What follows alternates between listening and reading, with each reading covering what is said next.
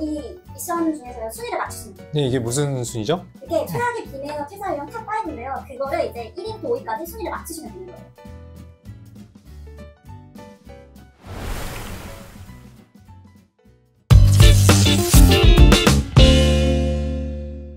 네, 안녕하세요. 신사고찰 그리고 엄마나의 이사입니다. 자, 우리 PD님께서 저를 테스트해 보려고 제게 순위를 맞춰보라는 얘기를 해줬는데 제가 한 예측이랑 실제 순위가 얼마나 유사한지 한번 확인을 좀 해보도록 하겠습니다.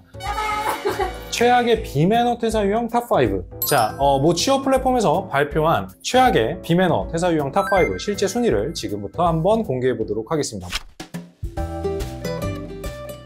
먼저 5위입니다. 회사 기밀이나 내부 자료 등을 유출하는 것이 7%로 최악의 비매너 퇴사 유형 5위를 차지했다고 합니다. 사실 이거는 단순하게 비매너 퇴사로 끝나는 게 아니라 사안이 심각할 경우에 민사나 혹은 형사상에 고소까지 갈 수 있기 때문에 소송으로 갈 수 있는 부분이라 특히 조심해야 되는 부분이에요. 실제로 국내 S기업에서 있었던 일인데 이직을 준비하던 한 직원분이 핵심 기술을 포함된 자료를 사진으로 보관을 하다가 적발된 적이 있었다고 하거든요. 근데 이 직원분 같은 경우는 기밀을 기타 경쟁사에 유출하진 않았겠지. 근데 사내에서만 보관해야 되는 그런 기밀 자료를 외부로 유출했기 때문에 개인적으로 보관한 게 잘못으로 보여진다라고 판단할 수 있거든요. 그래서 이 직원분 같은 경우는 적발된 후에 어떻게 됐을 것 같아요? 바로 해고 처리되고 이후에 법원에서 소송이 붙어가지고 징역까지 선고받았다라는 케이스가 있습니다. 여러분 이게 의미하는 게 어떤 거라고 생각을 하세요? 회사의 기밀을 유출하는 건 범죄라는 뜻입니다. 기본적으로 회사에서 쓰고 있는 자료들은 내부 자료예요. 우리가 대외비라는 표현들을 많이 쓰잖아요. 그리고 회사에서 영업이라든지 아니면 마케팅이라든지 이런 혹은 내부 자료들은 회사에서 사용하고 있는 대비적인 그런 기밀 문서라고 봐야 됩니다. 모든 자료가 마찬가지. 이거는 괜찮겠지라고 해서 밖으로 외부로 유출해서는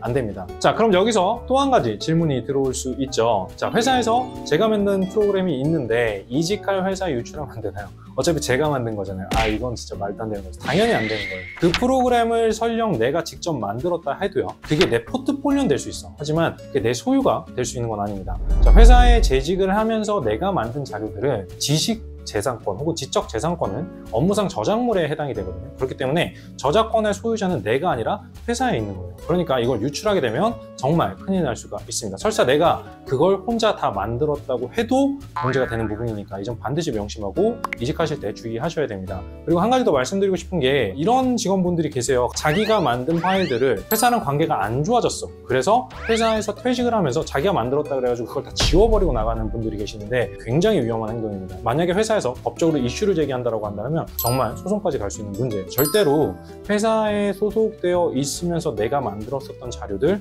회사에 남겨놓고 떠나셔야 된다라는 거 잊지 않으셨으면 좋겠습니다. 4위 종이를 한번 뜯어볼게요. 동료 직원들에게 퇴사 이직 권유를 한다가 9.6% 비율로 4위를 차지했다고 하거든요. 근데 직장 생활을 하다 보면 유난히 회사에 불만이 많은 분들이 계시잖아요. 근데 그런 분들이 또 한편으로는 또 용기가 없는 경우가 많습니다. 그러다 보니까 혼자 퇴사하는 걸 굉장히 두려워하는 경우도 있죠. 그래서 동료들에게 최악의 수를 둔다라고 저는 생각해요. 그러니까 우리 같이 퇴사하자. 너도 이미 마음 떠났다며. 이런 식으로 같이 퇴사하거나 이직하자라고 종용을 하는 거죠. 만약에 이런 소리를 들으면 기분이 어떨 것 같아요? 저라면 사기도 저하되고 일할 맛도 아마 안 날 것 같기도 해요. 사실 직장을 다니면서 상사를 씹지 않고 그리고 회사를 씹지 않고는 다니기가 굉장히 힘듭니다. 어떤 일들을 하고 술 한잔 마시면서 욕도 하고 화도 내고 하면서 자기 기분대로 풀어가면서 회사 생활을 한다고 저는 생각하거든요. 특히 상사가 욕을 안 먹는 상사가 있다라고 한다면 좀 문제가 있을 거예요. 일을 제대로 안 하는 상사인데 인격적으로만 좋거나 뭐 이럴 수 있거든요. 회사라는 조직 자체도 인간들이 모여서 하나의 조직을 만드는 거잖아요. 그래서 이 안에서 트러블이 없을 수는 없는 거예요. 당연히 주변의 친구들이랑 뭐 동료들이랑 술 마시면서 아 여기 개 짜증나, 야 미쳐버리겠다, 퇴사할까? 이렇게는 할 수 있겠지. 근데 내가 퇴사가 결정됐으니까 얘한테 계속 막 야 너 퇴사해라, 뭐 해라, 야 나 퇴사하니까 너도 퇴사해야지, 장난 아니야? 이런 식으로 얘기를 한다는 건 정말 큰 문제가 있죠. 그래서 저희도 그 노무법인을 쓰면서 자문을 좀 받고 있는데 이게 직장 내 괴롭힘에 해당되는지를 노무사님께 직접 한번 확인을 해봤습니다. 직장 내 괴롭힘으로 인정되기 위해서는 첫 번째, 직장에서의 지위나 관계 등의 우위를 이용하거나, 두 번째, 업무상 적정 범위를 넘거나, 세 번째, 신체적, 정신적 고통을 주어 근무 환경을 악화시키는 행위가 충족되어야 합니다. 직장 동료의 경우라면 자신과 동등한 위치이기 때문에 지위나 관계에서의 우위성이 부정되어 위의 경우는 직장 내 괴롭힘 요건을 충족하지 않습니다. 단톡방에서 직원들끼리 다 같이 퇴사하자는 말들이 오갔는데 대표님이 보셨습니다. 자, 저희 징계받을 수도 있나요?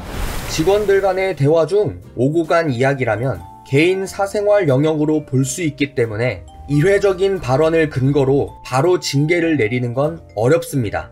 자, 근데 저는 여기서 좀 궁금한 게 이 대표님께서 직원들 단톡방을 어떻게 보게 됐냐라는 거죠. 뭐 우연히 켜져 있는 메신저를 봤다면 다행일 텐데 그렇지 않고 불분명한 목적으로 이걸 의도적으로 누군가 상사가 확인을 했다, 대표님이 확인을 했다라고 한다라면 이거는 감시의 행위에 해당할 수 있다고 합니다. 때문에 직장 내 괴롭힘, 우리 감시 행위에 대한 부분들을 소송을 걸 수가 있고 그리고 형사 처벌까지 받을 수 있다고 하는데 아무래도 이건 카톡이나 이런 것들은 사적인 부분이니까 이런 부분들은 모두가 좀 주의하셨으면 좋겠습니다.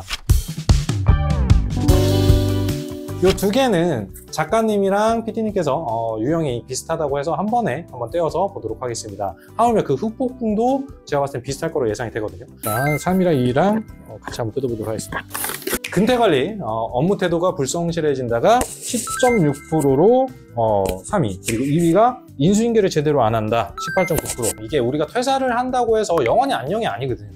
왜냐면 우리에게는 레퍼런스 책이라고 하는 평판 조회라는 그런 시스템도 있어요. 모든 회사들이 다 하진 않지만 레퍼런스 책 같은 경우는 흔히 채용 과정 중에 제일 마지막에 진행을 하거든요. 지원자가 어필한 성과가 나는 이런 걸 했습니다 라고 하는 걸 회사가 확인을 한번 해볼게 라는 거잖아. 그래서 이런 체크들을 진행을 하는 거고 또 인성에 문제가 없었는지 다른 이슈가 없었는지에 대한 부분들을 전 직장 동료나 아니면 전 직장에 확인을 하는 시스템이 이 레퍼런스 책이라고 하죠. 자, 과거에는 제가 직장 생활할 때만 해도 임원급들 위주로 좀 레퍼런스 체크를 했었고 최근에는 정말로 실무자급에서도 많이 진행을 하고 있다고 하더라고요. 그러니까 나는 어차피 퇴사하니까 매일같이 지각하면서 업무도 대충대충 하면서 나는 개판 칠 거야 이러는 순간 동료들의 긍정적인 평가를 받을 수 있을까요? 없을까요?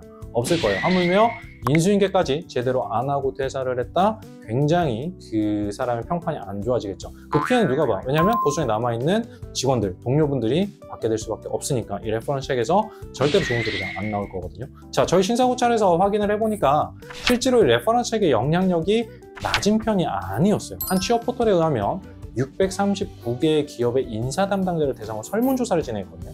응답자 61.3%가 채용이 거의 결정된 상태에서 레퍼런스 책 결과가 좋지 않아서 지원자를 탈락시킨 경험이 있다라고 답했습니다. 절반 이상이 61%입니다. 결코 무시할 수 없다라는 거죠. 자, 근데 지원자의 동의 없이 레퍼런스 체크해도 되냐라는 질문이 나올 수 있죠. 이것도 저희가 한번 확인을 해봤는데 일단 안 돼.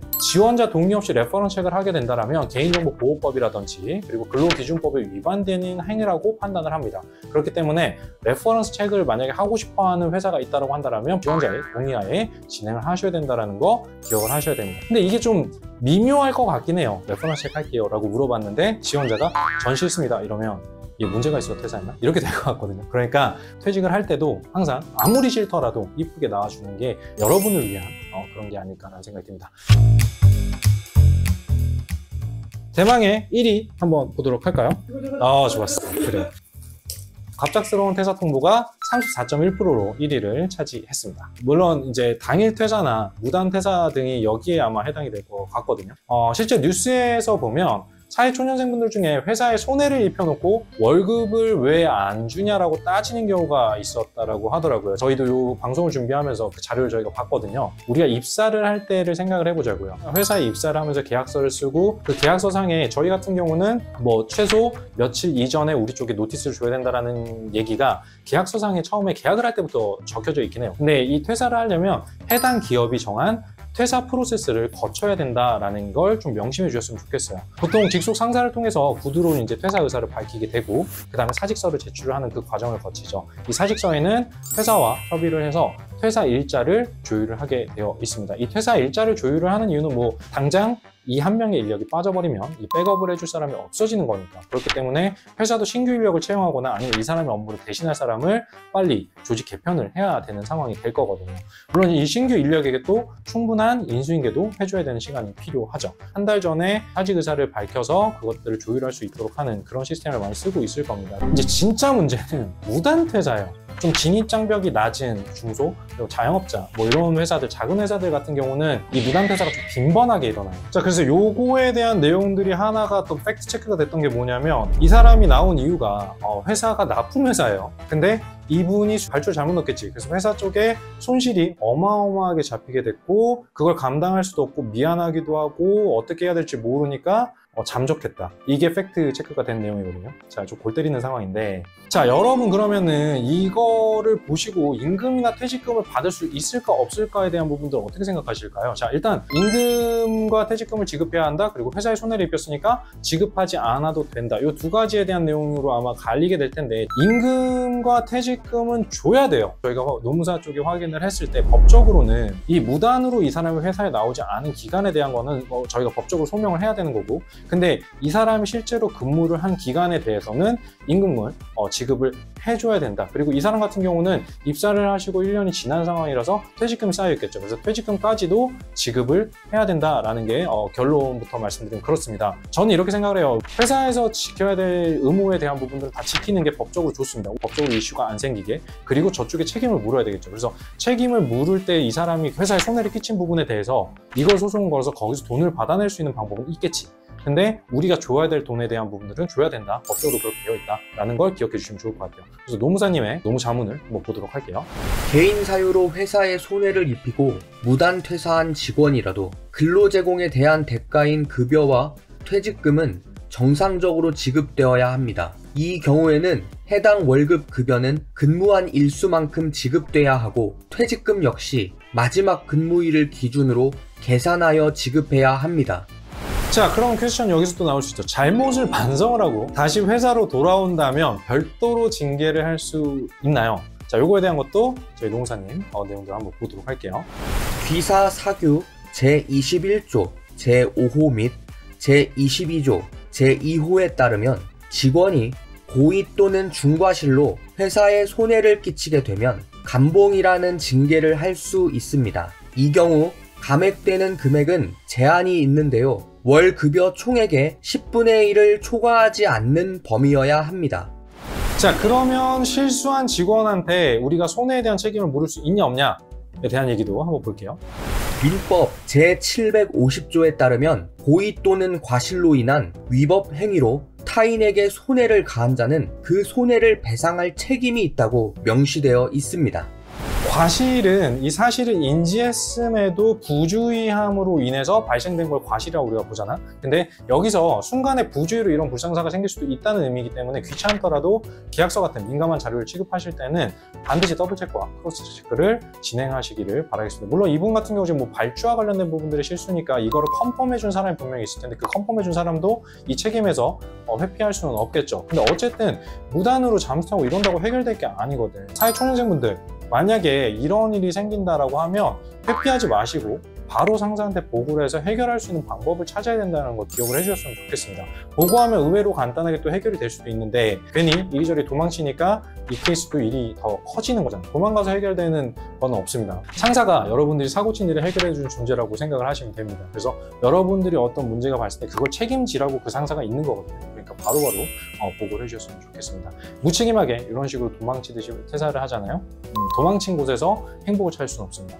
레퍼런스 책에서도 최악의 결과를 맞이할 수밖에 없겠죠. 그리고 회사에서는 이것들을 정말로, 만약에 우리 회사에 정말 큰 피해라고 하면 이걸 어떻게든 책임을 지우려고 할 겁니다. 그래서 그런 부분들에 있어서 절대로 회피하시지 마시고, 문제가 발생하면 바로바로 즉각 보고를 하면 오히려 그게 죄를 지었어도 우리가 빨리 보고하고 빨리 용서를 받으면 감안해 주는 게 좀 있잖아요. 그런 부분들도 충분히 있으니까 참고해 주시면 좋겠습니다. 회피하시게 되면 결국엔 이건 또 습관이 되고 궁극적으로는 손해는 여러분들이 입게 됩니다. 자, 꼭 인지하시고 행복한 회사 생활을 하시기를 바라겠습니다.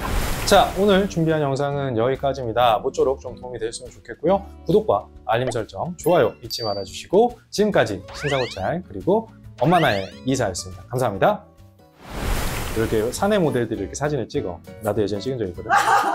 이렇게 그때는 내가 괜찮았어. 애기였잖아. 여기에다가 이제 신규 상품들을 포토샵으로 여기다 넣는 거야. 무슨 상품 출시 막 이렇게 해가지고 이거 신문에 이렇게 나가고, 난 요것만 들고 있는 거지. 여기 내용만 바뀌어.